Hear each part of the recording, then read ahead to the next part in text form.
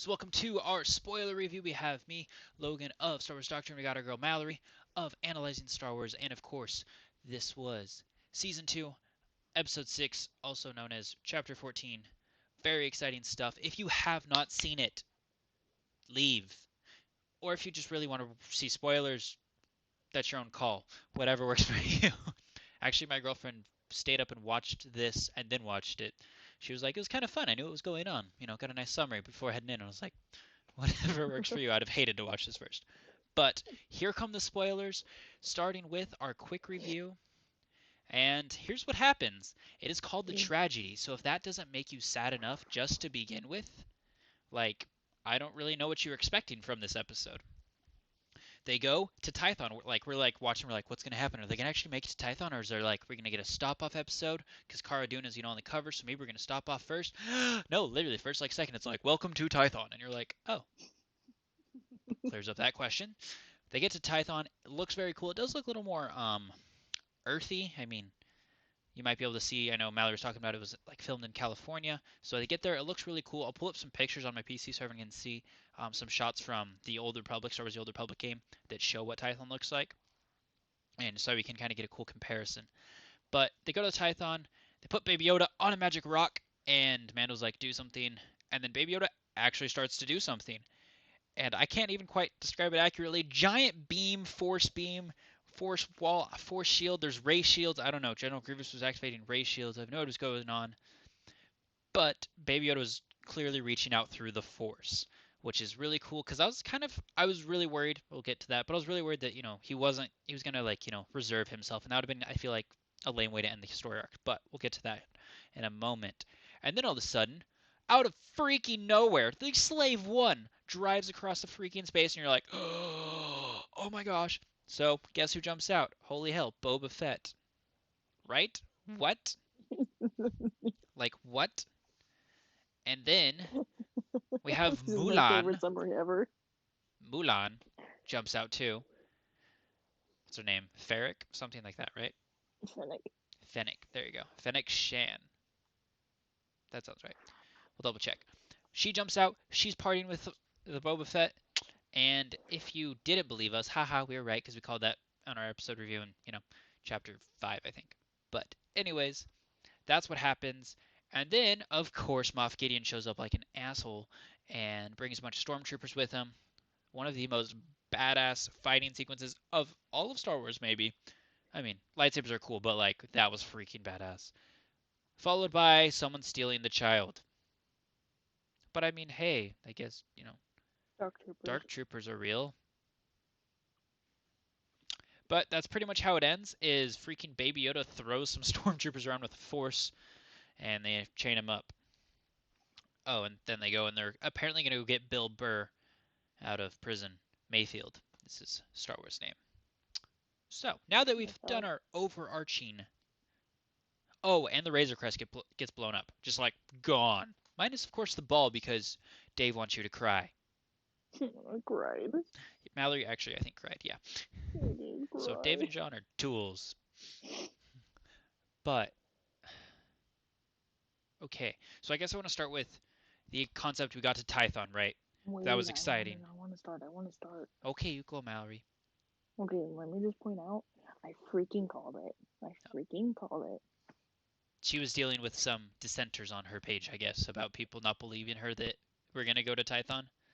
Hey, so I'm in this whole group chat with like 10 other Star Wars accounts, and they're all saying, no, probably not. I think it's going to be another journey filler episode. I'm like, Right. no, they're going to go to Tython, and as soon as they get to the temple, Empire's going to show up. That's what's going to happen. Right. And it pretty much, happened. it's pretty much like Mallory wrote the episode. So, so she Maybe did it's call it. me writing it. I'm not surprised we didn't see a Jedi. I didn't really think we would, but um, yeah. I guess I kind of want to go with the concept. So we have a really cute kind of sweet scene where I think you can tell Mando's struggling with the concept of actually getting rid of Baby Yoda, like the concept that they might actually have to separate. And I think that's what he's mad about. because he has the ball up. He takes the ball from Baby Yoda and is like, "Hey, force it again." And Baby Yoda actually, proceeds to force it to himself, and he says, "Dang Ferric," which has actually been quite the theme through this season. It's been kind of fun actually catching. We're definitely trying to make that swear word in Star Wars catch on, but I think he's upset that he's like he says he's not strong enough, and I think he's upset that he wasn't able to hold on to the ball at all. Does that make What do sense? you? What do you mean? Because he holds it out for him, and Baby Yoda just rips it from his hands, right? And just perfect catch. And he's mad. He's like he says, "Dang Ferric." He's obviously upset, and I think that's because he was like, "Hey, maybe if I could help the kid out, if I could train him, if I was strong enough to he couldn't just easily overpower me, then maybe if the Jedi's are like, no, you will be like, no, you can take care of him because he trusts you, right?" But I think when he realizes Baby Yoda honestly at any moment, or I guess Grogu, sorry, at any moment can do what he wants, I think there's like that realization where he's like, no matter what, I really can't be the guy to train you. If you choose to learn the ways of the Force at all, like it's not me. I have no business doing that, I guess. So I think that's what he Yeah. was upset about. Okay. That makes sense. But I thought it was a very sweet scene, just in general, kind of a cool interaction, because you could definitely tell he's upset about the concept of them separating, you know. But I guess so. We get to Tython, and did you think Baby Yoda was going to reach out through the Force, or Mhm. Grogu was going to reach out? Mhm. Yeah, I was a little worried that they might end it like that, or not. They would. That's how they would kill the storyline. Is Baby Yoda or Grogu was going to be like, no, not would actually choose not to reach out through the Force, because that was kind of clearly made an option. And I thought the way that Amanda was kind of driving it, like, hey, if you reach out and they come, you've got to go with them. That's the correct thing. You can't like Yeah. go back on that. So I was kind of wondering if maybe Grogu wouldn't. And I was like, I really don't want him to do that. I don't want them to split up, obviously. Like, he's so fetching cute. But beyond that, I just don't, I thought that would be a lame way to end it. To be like, well, they got there and he said no. The end. Like of the ending, Yeah. like his like possible connections. And there's so many cool things, especially with him being at the temple, that I don't want to be wasted. And I, of course, have not let down. So I'm happy with that. But No speaking one. of Tython, I want to pull up some pictures real quick. Or you can go I what you think were gonna say. no. You can put this first. We know this next. But I mean, everyone like you were saying it looks like Typhon in the Old Republic, but I thought it was like Dantooine in like in KOTOR. For sure, we were talking about that. I guess during Yeah, that during. during the episode. It had a very I thought it was a cool mix that they're able to kind of have that. But I did Mhm. pull up some pictures of Tython that we have on our on the stream right here. So this is a picture of Tython. We got a little bit of water, very rocky. So this is from the Oh Star Wars: man, The Old Republic game, which is where can't Tython see is it. very featured. Well, they can see my screen. So here, wait, watch this. Haha! Boom. Yeah. There's Mallory. So this is a picture from Star Wars: The Old Republic game. If you ever played it online, I Oh believe you dang. start out on Dantooine. So we didn't really see much water, but like it definitely felt similar to this, had a very similar vibe. Mhm. And then here's another picture. This is actually the picture of the temple, which I thought was super similar, a little different, right? Because it was more rocks Mm. versus like man-made. But like that's actually super similar, and I thought they did a Yeah. very good job of that. I was very impressed with that. So fantastic job with See, that. but I And mean, then like you said, I mean, that's not the Seeing Stone. I mean, that looks like the temple. So. yeah, and then like what Mallory and I were talking about is in Star Wars Knights of the Old or just Knights of the Old Republic, when you go to Dantooine, the temple, it has a very kind of urban, not urban, like a very, it has a very like rocky feel, kind of open, where like the Jedi Temple's very, very developed right on Coruscant. It's very Mhm. modern, very particular. Everything's in a certain way. Where on the Dantooine one, it definitely feels more of a part of Earth, and honestly not super well kept, which is slightly surprising in general. But like it has like kind of this natural feel that this temple Oh, even okay. on So the Tython first one he reflects. meant Typhon, not Dantooine. So yeah, the Instead one on Dantooine. Dantooine has that feeling in KOTOR, but here, even in this picture of from the Old Republic of Tython, it has that same vibe, which is cool because I mean, this one's earlier, but similar eras still, Mhm. right? And then this, of course, thousands of years later, we get to where we see it in Mando. this was our last picture that I pulled up. This is just one of the caves that you go through in Star Wars: The Old Republic. But kind of get again, it's a very rocky sort of vibe to it. And I think you go and find your Jedi crystal, one of the crystals for your lightsaber here. And I think one of the different storylines there was Oh yeah, it's like a rock version of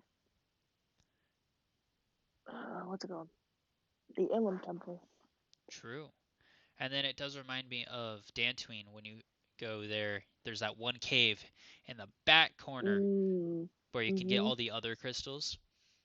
So they definitely, I think obviously Star Wars: The Old Republic mimics a lot of the success that KOTOR had, and pulls from that, and that's why you get Mhm. similar vibes. But I overall was very impressed with how well that was conveyed in the Mandalorian, Mhm. especially this shot right here. Yeah, that was impressive. So that was very cool. But jump back here now. But I guess Baby Yoda reaches out through the Force quite intensely, and Mando has a very stupid 10 minutes where he's can't quite get it through his head that he can't reach through the force field or whatever that Baby Yoda had. And you made a cool connection, of course, that Grogu's like his pose and everything. Yeah, it was like his Yoda pose. True. It was a It very definitely had the vibes. Yoda-like. Hmm. Very Yoda vibes. But I wanted to say is on the rock it had Oh yeah. the ancient tongue. Hmm. I don't know if that's what Ahsoka calls it in Rebels, but it's the ancient tongue that you Yeah, see in all the Sith temples. which is very cool because I mean, it's freaking everything in this episode is actually very cool. It is very short, which was upsetting, but pretty much every minute of it was freaking fantastic. Yeah. And then I thought a really good parallel actually is when he reaches down on the rock, it's like when Rey reached down on the rock in The Last Jedi. Mm. That's kind of a cool connection. Like he definitely has like that, like where he kind of comes to himself sort of moment, and like Hmm. actually reaches out through the force. Which is funny because when it, the entire time, like when they got to the Seeing Stone, I was like, I kept imagining Luke saying, reach out, like, Right. reach out through the Force. And then going back to the circle, which I said in last episode, if he reaches out with the Force, like that entire reach, I was just like in my head the entire time. I'm like, that's how I knew he True. was gonna reach out.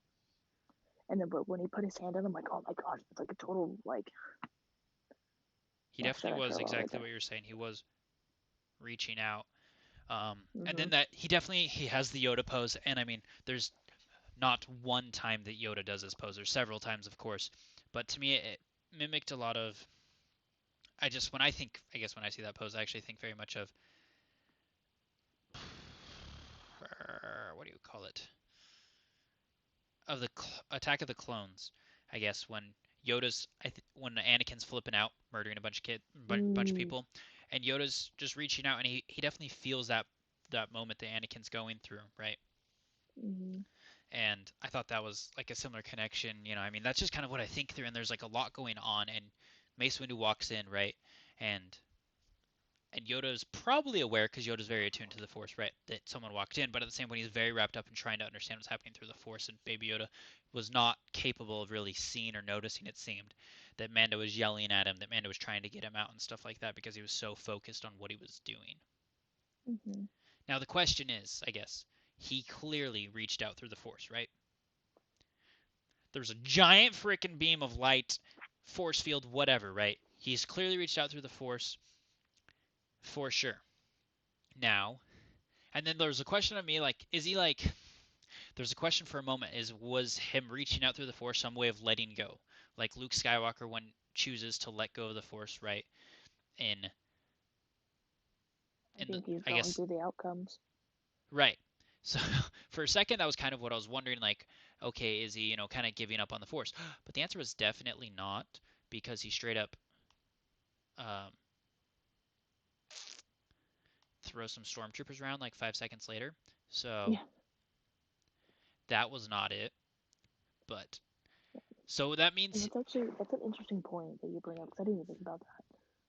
yeah, because that was something I was wondering. I was like, okay, is that him being like, you know what? I'm gonna give this all up to be with Mando.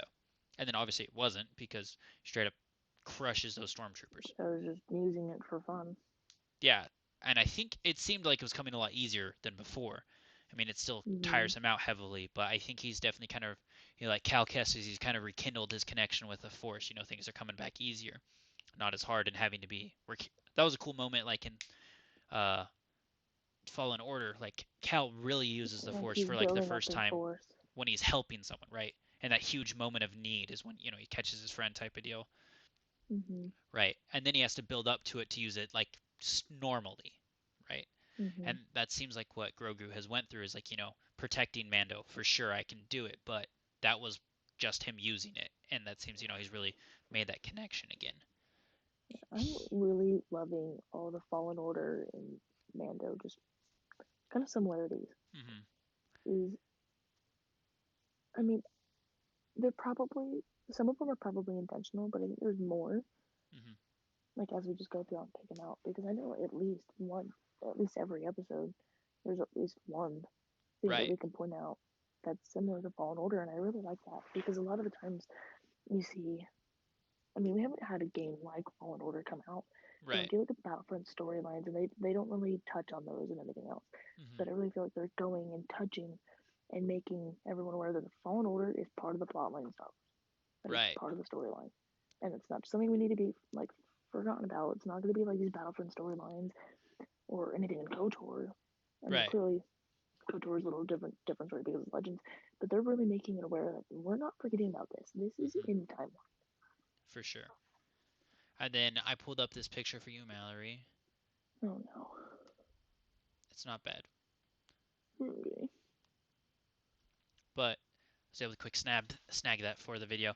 This is what we're talking Sorry. about. This is Baby Yoda in his pose, or Grogu in his pose. Sorry if you don't subscribe to the name Baby Yoda anymore. um, but there he is, and there's that writing that we're talking about right here. Of course, So it's very it's faint. It's a definitely little, super. Yeah, it's faded. it's definitely faded, but that writing does mimic a lot of what Mallory talks about. This ancient text that Ahsoka mentions. You see it. Yeah. You want to So explain the do episodes me a about that? favor. Pull Yes. up a picture of you can do either Resistance or Star Wars Rebels, but it's when you know when it is in Star Wars Rebels, but when they're at the Sith Temple on Resistance as well. Right. It's in the Malachor Temple writing, right? Hmm. Do do do do do do do. Is there a shot of the writing? Right All right, there. here you go. That'll work. Yep. Fetching, whatever. Just bring up this picture big for me, please. You whores. There we go. All right, there we go. This is our That's writing comparison. that's the ancient text. I know how to write in that. It's actually super fun. So there you go. I mean, it's definitely harder to see. I quick snapped a shot of my TV to get that. That's obviously why it's a little blurry. But that is one of the things you see, and it's definitely similar. And I think it does pan through a couple different shots of it on the Mandalorian, so that there's clearly some sort of connection. And I mean, the Sith and Jedi at the end of the day are both opposite sides of the same coin, where the Force is very important, and writing and text, of course, blur together. So it's not necessarily odd to see, like here we have this is generally what we'd call Sith Temple and Rebels, right? Followed No, by, that's a Jedi temple. oh, is That's this the one the Jedi Jedi temple on Temple? Lothal. No, this is the Yeah, Jedi that's in the Temple in Jedi Lothal Path. for sure. Mhm. So the writing, and I think the writings on Malachor is like the exact same, right? Mhm. So it's not weird to see like one or the other. If you've like heard, I think a lot of times you talk about the ancient text being more Sith, I but think it's an S. Sorry, you can't even see that I'm pointing at, but I no, know I these can't. letters. Not a clue. But yeah, they actually have made it language that you can kind of write in, so it's pretty fun. I mean, Yeah, I know you how. have Arabic and stuff, so Star Wars is screwing around with you and making you read a bunch of Yeah, there's letters. actually a journal. Like you can buy these like Jedi and Sith journals at Galaxy's Edge, and it'll give you the alphabet translations for those letters. So for a time, living my senior year of high school, I was able to fully read and write in that. Sounds like you're a little bored. Yeah, Fair I'd enough. just sit in class and I'd study it. And then I'd write in conversations with my friend. That makes sense. Hmm. He is cute, Andrew Krish. I 100% agree. One of the things that stuck out to me is, like we said, he definitely reached out. He kept the Force. Cool connection to Cal. But that means kind of what Ahsoka has said is if he reaches out, it it seems to me if he reached out that someone would have felt it, right? I don't really Mm-hmm. think you're going to be able to run the route and say, nah, someone just, wasn't paying attention. Cody and I put out a post actually today because we weren't sure if we would see a Jedi, so we wanted to be extra careful. But we put out a post today saying, who do you think? Who do you think is this moment going to trigger? Now, of course, the obvious guesses I think are Ezra, Cal. Ahsoka would be a really stupid guess because she said to come here. That'd be really weird if she's like, Yeah. "Aha, I'm back, snitches!" And you'd be like, "Why?" But okay, she's Just potential. wasted my time. She's like, "Why?" And then Luke Skywalker. Now, I really don't think we'll see Luke Skywalker. That seems very unlikely. Mm-hmm. So the other two are, our main options. Generally speaking, quick process of elimination. We know these three most likely are alive. Okay, we know Luke's Mm-hmm. alive, but the other two most Yeah. likely are alive. So we put out a post today saying, hey, I know some people are like Mace Windu's coming back, which I know Mallory and I both hope he's super dead, but um, I hate him. some people watch I the Clone was, Wars and hate Mace Windu as kind of a repercussion of seeing his arrogance. But so there's that, and then some people were saying, and there's too many people for me to officially quote them. Cody and I a lot of times will pull quotes from our pages, but we're talking about what if Qui-Gon Jinn reaches out through the Force? That would be very cool. Obi-Wan Kenobi reaching out through the Force, and I was like, all of those are also very valid possibilities. So Mallory, who heard this? Who's gonna react?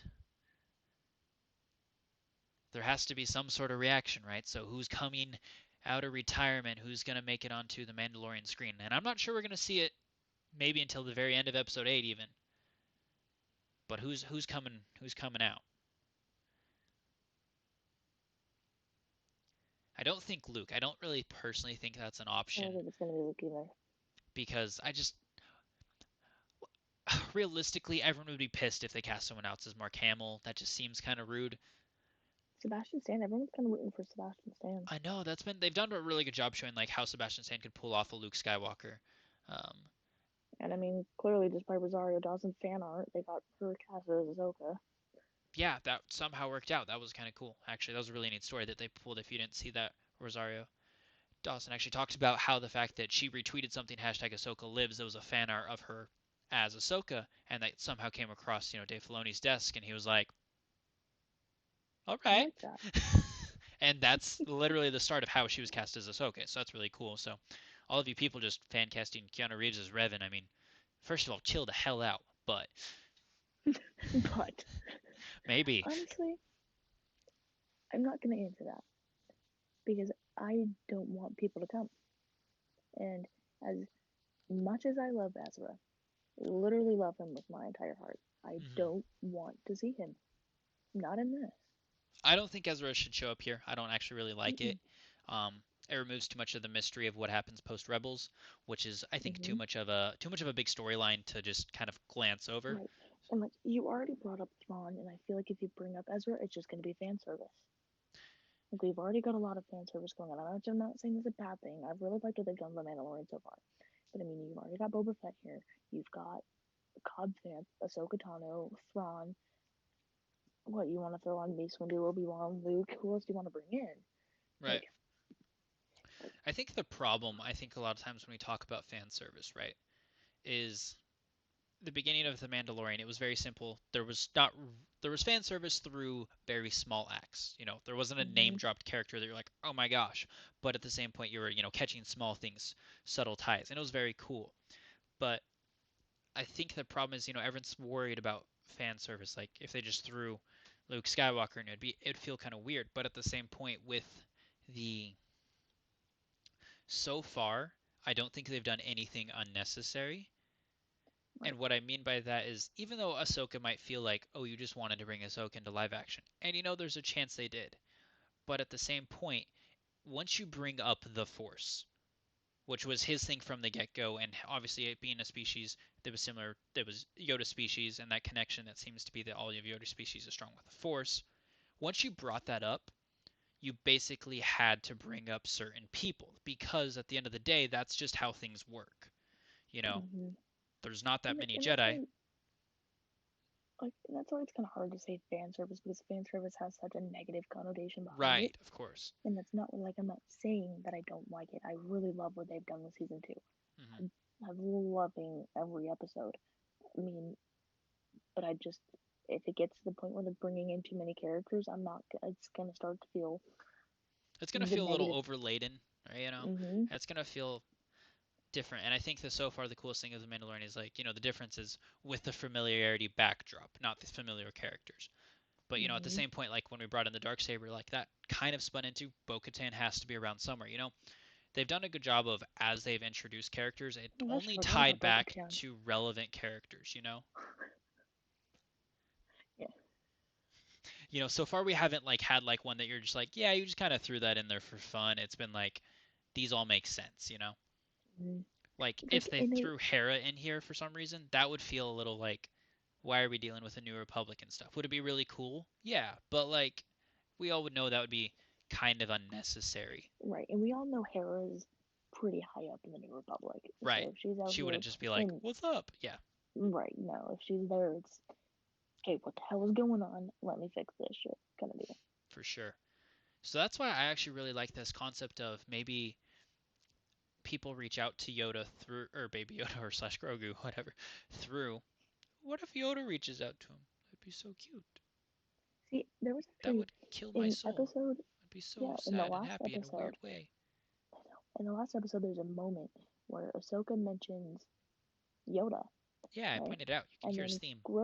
Yes, I know. And then Grogu looks at Ahsoka, kind of like all propped Ooh, up. I know him. Ahsoka looks at him, It's my daddy. and then he goes back to being sad. So I think Ahsoka's confirming his death to Grogu. Hmm, that's It's like kind of a brutal. little headcanon there. But that seems pretty reasonable. But I guess that's why I really love this concept of. I think honestly, holistically, the concept of Force Ghosts have been notoriously underused in Mm, mainstream Star Wars. agreed. In novelizations, it's been fantastically used. In mainstream Star Wars on the big screen, and The Mandalorian to me counts as a big screen because it's just as Mm-hmm. mainstream as literally anything else you can name. Yeah.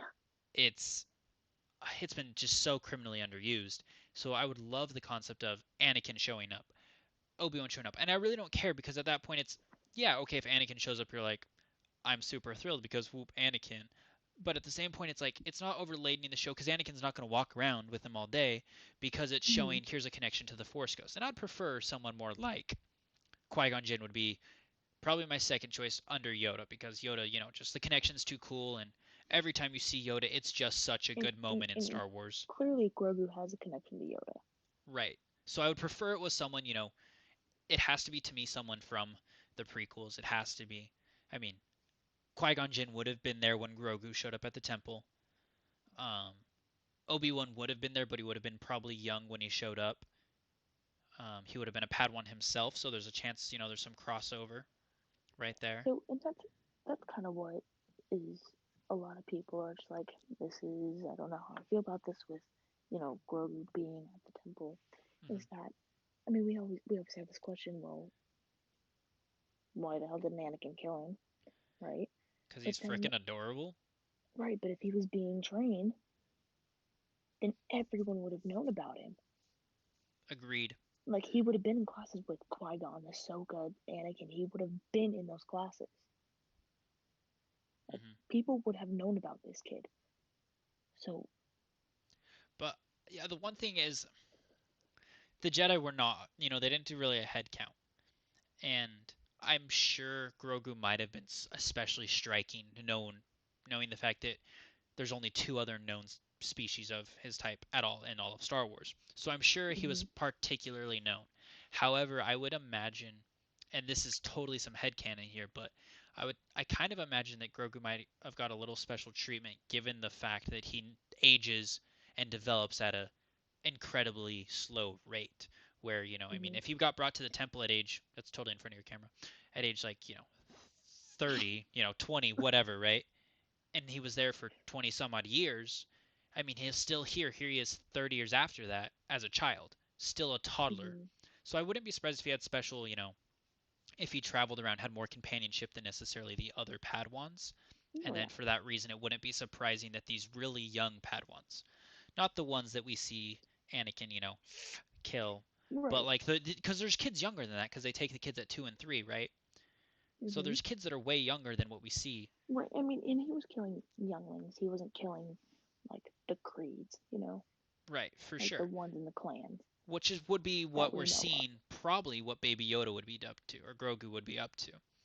Mhm. Or I kind of Where have do the we head first canon. see that? What? Is it Master and Apprentice that we first see the clans? In canon, yes. Okay.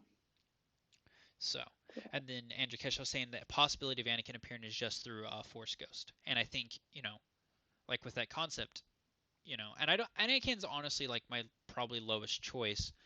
Yeah, like I don't want if I want anyone as a force ghost, I want it to be Yoda. Right, Yoda really makes the most sense species wise. I mean, character wise, he would definitely have the closest relationship. Qui-Gon Jinn to me is just such a master of communicating the Force Mhm. that, of course, I mean, I just love him there. Um, But like, I look at it in terms of who else has shown up as a force ghost, and the most prominent one is Yoda. right. He comes up in a world between worlds, not like the episode world, but when Mhm. Ezra's in a world between worlds, in Right. that in the temple, and then in the Well, he's Last alive at Jedi. that point, but yeah. I mean, yeah, he's technically. I would say. I would say it's like a version of that. I mean, I know he's alive, but Right. That's fair. I mean, I'll give it to you. Like, I wasn't showing up there. I'm comfortable with it. yeah, like. But I guess I think it'd be cool just because Qui-Gon Jinn, the backstory on him is of course that he dies and he's the first person to have really figured out how to come back as a Force ghost and how to preserve his consciousness through the Force. And he hears voice in Episode 2, trying to stop Anakin. It's very cool. Just second right there, and then Yoda mentions, "Hey, while you're in exile, you need to be talking to your master, and Qui-Gon Jinn will train you basically how to, continue on with life and be your only friend basically for the next 20 years, Mm-hmm. but also teach you how to, preserve your consciousness like Qui-Gon Jinn helped Yoda discover." But in the From a Certain Point of View novel, where the first use of Master and Apprentice in regards to Qui-Gon Jinn and Obi-Wan show up, there's one little short chapter there, and it talks about it's a very cool sequence between Obi-Wan and Qui-Gon Jinn, and it's right after Owen and Beru have been killed. So it's his last talk together, and Obi-Wan mentions that Qui-Gon at that moment has appeared pretty much fully corporal. So, kind of confirming that for the longest time, Qui-Gon Jinn actually was never able to fully form like we see at the end of Episode 6, all those Jedi's doing, like, in their full physical form. But he Well, was been hold on. able Don't to we see him in the Clone Wars as a force ghost? kind of, because that's more of like a weird vision because it's on, Mortis. yeah, and that planet's jacked up. That never counted before. Mm-hmm. So that was the connection, was that he actually appeared fully corporal there, on Tatooine, and it was the first time. And Obi-Wan mentions this is the first time he's ever seen him like that. So it would be kind of cool to see, like, it'd be cool to see Liam Neeson kind of, come back like that. But you freaked out there for a second. Yeah, sorry, I was kind of in my own head about the whole, Yoda and the world between worlds thing. Hmm. Astral projection. When he appears to Ahsoka. Oh yeah, yeah. That's actually where I thought you were going at first, and then you went jump Yeah, to I War don't. Between Worlds and or World Between A world between what? World Between Worlds. I was like, wait a second. I was like, War Between Worlds. No, that sounds like a good movie or something, but I know. It's just we're a little slow tonight. yeah. Like, So Yoda's the obvious choice, but I do think Qui-Gon Jinn would be a neat second. Um, mm-hmm. and that's realistically all I'd want. But I mean, I'd still like flip out for Obi-Wan, and I Yeah. wouldn't think it would be out of place. I don't think it'd be too out of place. And to me, I would even not be opposed to Qui-Gon and Yoda showing up. Because I really think the concept of a Force council is just not used enough. Mm-hmm. That was really my biggest hope for Episode 9. Above anything else, is it would see a council of Force users, beyond the grave type, Luke Skywalker, Yoda, etc. All just kind of, guiding Rey and Leia. But whatever, I wasn't in charge of 9. It's fine. I would have done a fantastic job, but whatever, it's cool. Yeah. I think moving on from this is when we first saw the slave one in Boba Fett, I was skeptical. Okay. Like, you and Cody were both like, and I'm over here Slave like, one! I Right, don't know how I feel about this. of course. Because, like I said, I've never been a big fan of Boba Fett. I thought he was annoying in the Clone Wars, and I thought he was just, I think he's just overrated, Okay. personally. I do think he's Cause definitely been the most overhyped character of all time, but yeah. agreed. Like I don't understand how he's some people's favorite character, but I mean, some people don't understand how Thrawn is my favorite character. But Right. I mean, but I was really happy with the way they executed it. Hmm. Like I expected kind of be like this showdown kind of deal. Like you have my armor, give it back. But he was civil about it. He was so civilized. Like I Hmm. just want my armor, and I'll protect you and the child. Right. And I'm like, that didn't go how I planned. No, I thought that was kind of the coolest twist because, I mean, I definitely, along with countless people, assumed that there would probably be some sort of showdown between Mando and Boba Fett because Boba Fett Mm-hmm. has typically been typecast as a bad character. He's always on the wrong side, right? What's up, Right. Empire's He's Wrath? How kind of you like an doing? anti-hero. Yeah, definitely. I mean, he's a bounty hunter at the end of the day. Usually the bad guys need bounty hunters. It seems reasonable. Mm-hmm. So it wouldn't have been surprising to me, but the fact that he was like, I'm just a simple man trying to make my way in the universe, the fact that he used that line, flipped out. That was cool. Very, very well done. Because it was so cool, but it wasn't like stupid cheesy. Like, it was just really cool. It flowed well. It really did. And the fact, he referenced his father. And it was very much like, I just want my armor. My armor is my dad's. And Boba Fett has always been such a worshiper of his dad's image type of deal. So, very much of like, nope, I just That need. entire time, I'm just like picturing him like holding the helmet to his head, and it's Right. like, It like, was it and was I so well done and so true to Boba Fett's character and how it should have been, I think. mm-hmm. So Yeah. that was really cool to me. And the fact that they retcon George Lucas like he's a foundling, Oh my gosh, that blew my that mind. made me so happy because literally I've been saying this. He's Mandalorian, but he's not a Mandalorian. He's not Right. Mandalorian blood. So if you do not know this, the story behind it, George Lucas specifically kind of came out. He assisted with a lot of the Clone Wars, but he specifically kind of came out to handle an episode that dealt with Mandalorians and dealt with specifically Jango Fett. Because in Popular Legends comic, Jango Fett was found by Mandalorians and was raised as a foundling, very much like Mando was. He fought in Mandalorian Civil War, and the person who was his dad Hmm. ended up dying, I believe, and it was a big deal. And Jango Fett actually gained a lot of respect as a Mandalorian, as a foundling.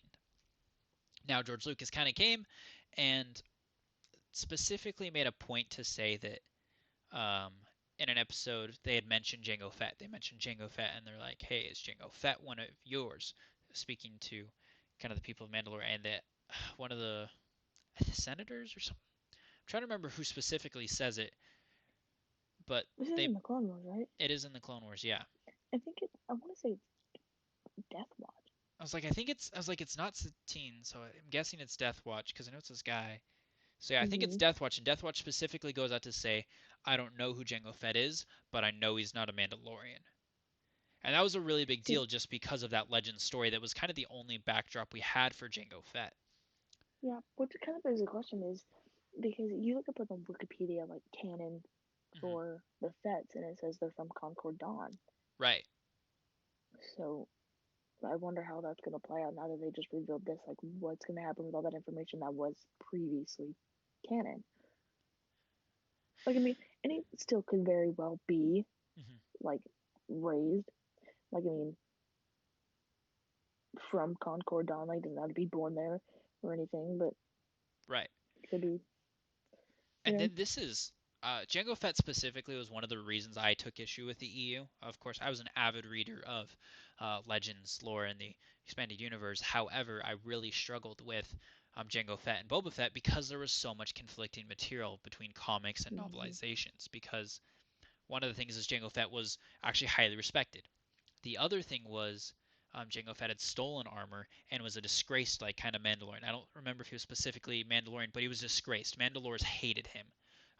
He was Mhm. just despised type of deal. And then Boba Fett years later is able to actually restore his father's name and is, I think, even becomes ruler of Mandalore in one comic, which was actually a super cool twist because he ends up coming back and he leaves it to go, continue on because that's not really who he is, but he restores his Mhm. father's name and like it's a big deal where Boba Fett is a honored Mandalorian where he's a very big deal to the And Mandalorians. I So I think it thought was that was really kind of a interesting how they cool went in switch. with the armor too. The chain code Like and the he was. armor, that was such a unique. I've never seen Mhm. anything like that, of course, Right. but that was And cool. he It took was like a how. freaking ancestry chart. Mhm. That was so cool. He hits his button, pulls it up, and I guess it had his dad, and then it had Django and Boba, and it seemed to have some sort of connection to the guy who found his dad, because Din Djarin was able to say you're a foundling just based off of looking at that armor right there, like kind of realizing the connection immediately. So I'm And sure there's a little bit more. yeah. And going back to that relationship between the two is I really like how respectful Boba was. Hmm. Like I mean, you can tell he brought up that chain code to be like, hey, I'm not stealing this. Right. This is my armor. This. I'm just showing you out of respect. Hmm. I'm not just stealing your arm like this armor that you got. Right, and I thought that was super cool, and that was one of the things that happens like in the Legends where Boba Fett was super respectful of Mandalorian culture, and hence why he ends up Mhm. being super respected. But he comes there, he shoots at Mando real quick, and he's like, "Hey, let's talk this out. I really just want my armor." And Mando's like, Mhm. Nope, that only belongs to Mandalorians, right?" And Boba Fett's like, "Hey, like I'm a Mandalorian. That armor's mine. It was my father's, etc." Which was cool because I think it was definitely a confirmation that Boba Fett's armor was Jango Fett's armor. Mhm. I had always kind of had like parts of that question, like how, like, was it based off of his father's design? But like, no, it's actually his father's. Okay, that was cool to Wait, me. really? I was like I was knew it was his father's. Like, was that not a widespread thing? I think it was pretty common, but like I said, way too much Legends lore in my head, where Boba Fett mimics stuff type of deal. Because in Legends at one point, Jango Fett's armor wasn't Beskar at all, and then Mhm. Jango Fett is given an armor of Beskar after he is given respect for Mandalorian, and it's based off of he chooses to base it off of his father's armor because again that respect to his Mhm. dad thing. So just confirmation for the legends. Yeah. But I thought it Oh. was super cool. Like they definitely have done such a good job showing the Mandalorian culture, and of course it's ever evolving through new Star Wars mediums. But I think going back to like KOTOR, how much you see like Mandalorian culture in KOTOR 1 and KOTOR 2, Mhm. and how it's a very respectful culture, but very um I'm thinking of Chinese culture right now, but like it's very like uh very respectful, and like it's easy to like kind of lose face, so you have to be See, careful with like certain traditions type of deal, I guess. mhm. I'm thinking of it like it's like a mixture of Death Watch and the Pacifists. Okay. Like they have that respect, but they're still respecting the past. Hmm. That's Like fair. they've kind of forged the two Hmm. and they put them together. It's definitely going to be interesting, and I'm hoping we get to see more of a clarification as Mandalorian goes on, to see like what exactly is Mando. What I mean, he obviously has the Death Watch symbol, but like, is it actually still Death Watch? Or I mean, and that symbol's not exclusively Death Watch. That's just what most people associate it with, right? As we've Yeah, mentioned it's before, Clan Vizsla. right? Is It's what the it Clan is. Vizsla, but all right, Clan Vizsla. So most people associate it with Death Watch, given the Clone Wars, but it doesn't necessarily mean Death Watch. It just means a specific clan.